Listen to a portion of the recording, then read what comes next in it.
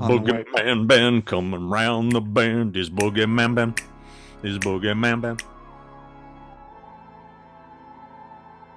Greetings, fellow fiends, and thanks so much for dropping by. I hope everyone's doing well. My apologies for the boring backdrop, but of course, as people know that have been following my videos and my channel, I am still off-site. I'm still in a hotel at this point as my house is being worked on. And this is a subject that I have been wanting to do for a while now. I started planning this one probably back in May, but just with all the craziness that's been going on in my life, I hadn't really had a chance to fully kind of sort of put it all together.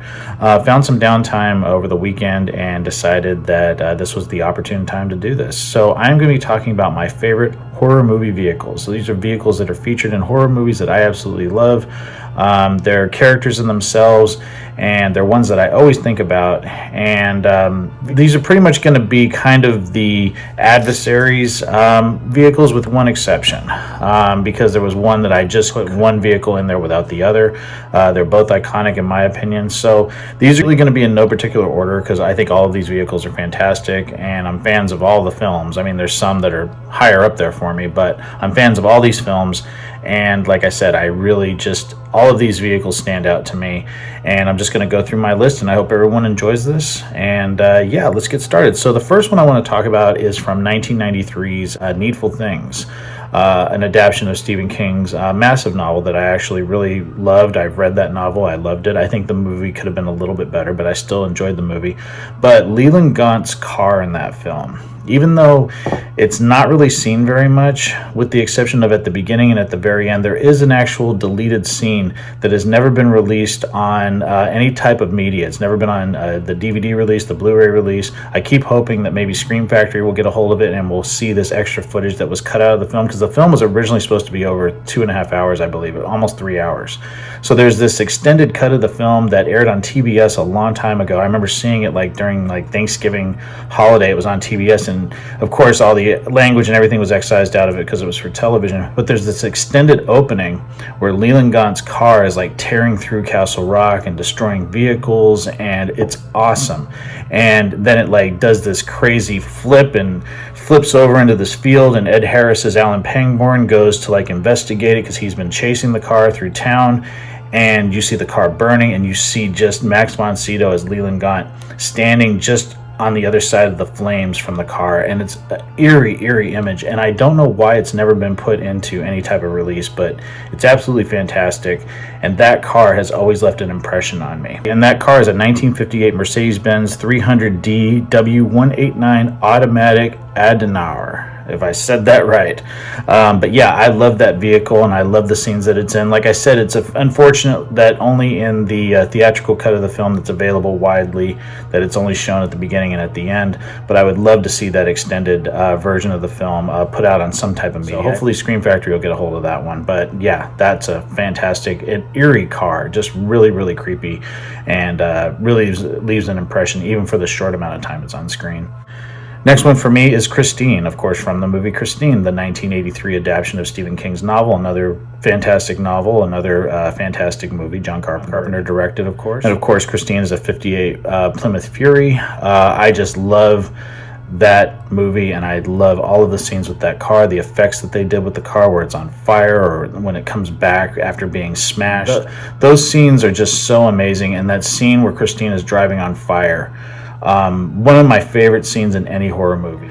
The next one for me is going to be 2001's Jeepers Creepers, the Creeper Truck, one of my favorite horror movie vehicles of all time. That truck, the scene where that truck is introduced, still gives me chills, just because of the way that Victor Salva shot it. Because you have Trish and Derry just sort of, you know, they're joking about Derry's just giving her crap about, you know, just all you're going to hear is preachers, farm reports, and country when you're listening to the radio, where they're going, where they're driving through the sticks. And then you just see in the distance, very far away, the creeper truck, and it's just getting closer and closer and closer before it's just right on top of them. And I just think it's such an amazing introduction to that truck and that character. And I'm so glad that truck was in Jeepers Creepers 3, as much as people hated the way that it was depicted in the third film. and I'm also really happy that it's going to be in the fourth film. And there is an owner of the Creeper truck. I follow him on Instagram as well as on YouTube, and he tours around to different conventions, and one of his trucks was used in Jeepers Creepers 3. I would love to meet that guy. I would love to see the truck up close. I know the truck they're using for Jeepers Creepers Reborn is different than the one that was used in 1 and 3. So yeah, I would love to see that truck up close. But yeah, it's just such a freaking awesome, cool vehicle. Next for me is going to be for my favorite movie of all time, and this is the one where I had two vehicles. So I had the villain's vehicle as well as the hero's vehicle. It's the only time I've really done it where I've had two, and that is going to be Straker's Cadillac. It's a 1963 Cadillac sedan DeVille from Salem's Lot, my favorite movie of all time, as well as Ben Mears' Jeep Wrangler CJ5 model. Those two vehicles are so iconic to me. They're just as important as some of the other characters in the film to me. And I just love there's little quirks to each one. I mean, I love the way that the Cadillac has this sort of squeaky door when Straker opens it, and then Ben Mears can't keep the door to his Jeep closed. It's like he's constantly trying to close the Jeep door. And I don't know if that was just something that I always feel like that was like a technical issue that was on set, but they just kept it in there because it added some realism. But it always makes me laugh when you see Ben Mears driving away and he's constantly trying to shut the Jeep door. Yeah, absolutely love both of those vehicles, and Salem's Lot is just a masterpiece in my opinion. Next one for me is going to be the Green Goblin truck from Maximum Overdrive, and that is a Western Star 4800. I was a huge fan of Spider-Man comics back in the 80s. I had a huge collection of Spider-Man comics growing up, and the Green Goblin is one of the most iconic characters. And seeing Maximum Overdrive for the first time when I was about 12 or 13 years old, I didn't see it in the theaters. I saw it on VHS, rented it, and that iconic truck with that Green Goblin face on the front of it is just still, I think, one of the most menacing and awesome images from that film. I absolutely love Maximum Overdrive. I always have. Just the idea of this comet that affects all electronics and cars and everything, and it was just so much fun, and you can't take it seriously, but there are some really terrifying moments in it, and a lot of them have to do with that truck. And I know the owner of the head of that truck, I'm going to put his name down below because I can't remember it offhand, but the owner who kind of refurbished and got the head of the Green Goblin truck back in shape, tours it around to different conventions, and I would love to see that come to a convention by me. I would absolutely love to take a picture with that and get something autographed. It's just so freaking cool, and I love that somebody that has that much heart and dedication, like us horror fans, to refurbish something that other people just looked at as junk. Next for me is the car from the movie The Car, the 1977 car starring James Brolin. That car is absolutely terrifying to me. That is a Lincoln Continental Mark III, and just the way that movie is shot, and just how the car is just in the distance before it sort of, goes after its victims. The driver is supposed to be the devil, and you never see the driver, so it's just this blacked out windows, black car, and that horn, the horn sound that it has, it's just absolutely terrifying. And that was one of the first films I remember seeing as a kid. It was on television, and man, did it scare me.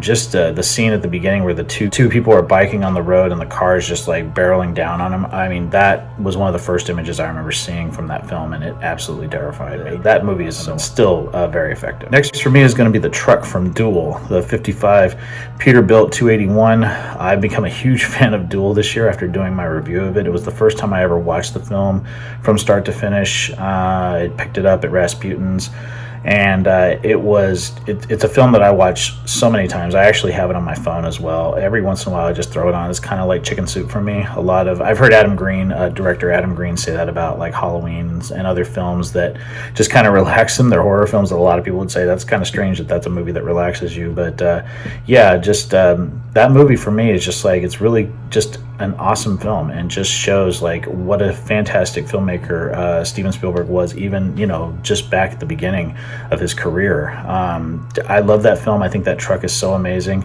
The way that it's shot, again, not seeing the driver, just very effective, and I love everything about that film, and I just think that truck is such a presence, and just very, very scary film, fantastic character, and it's become one of my favorite films. And the last one for me, it's kind of two different versions of the same vehicle, but Ecto 1 and Ecto IA from Ghostbusters and Ghostbusters 2. I mean, who can't say enough great things about the ambulance from the Ghostbuster films, which is a '59 Cadillac Miller Meteor. I just, growing up, I know Ghostbusters isn't technically a horror film, but it does have a lot of horror elements, especially the first one. The first one is really adult, whereas the second film is more geared towards children, because at that point, the real Ghostbusters cartoon series had been on for several years. But yeah, I just love that vehicle, the Siren, everything about it. It's just so much fun to see it. I'm driving through the streets of New York, and two iconic films. Cannot wait for Ghostbusters Afterlife. Even though I wasn't a hater of the Ghostbusters reboot that came out in 2016, I actually thought it was fun. It didn't compare to the other two films for me, because those two films were popular and were released when I was a kid. I was 10 when the first one came out. I was 15 when the second one came out. But the new one, when I saw Ghostbusters Afterlife trailer, the first trailer when the movie was supposed to come out last year in 2020, as soon as I saw Ecto 1, I was like, oh my God, that's awesome. And just seeing it and seeing these kids driving it, I mean, it's going to be fun. I think that movie's going to be fantastic. The fact that Jason Reitman is directing it, carrying on the torch of his father, who directed the first two, and paying tribute to Harold Ramis, the late great Harold Ramis. I cannot wait to see that film, but that car is so iconic that I got a little emotional when I saw that trailer for the first time. So yeah, cannot wait for that film. So that is going to be it. I hope everyone enjoyed this video. Something a little bit different, top horror movie vehicles. Let me know what your favorite horror movie vehicle is down in the comment section below. If there's one that I didn't touch upon, please let me know what it is. Like I said, this is just my list. And I want to thank everyone for taking the time to drop by my hotel, not the Horror Zone. And stay tuned for some really good stuff that I'm working on that we'll be posting very, very soon. So take it easy. Stay scared as always.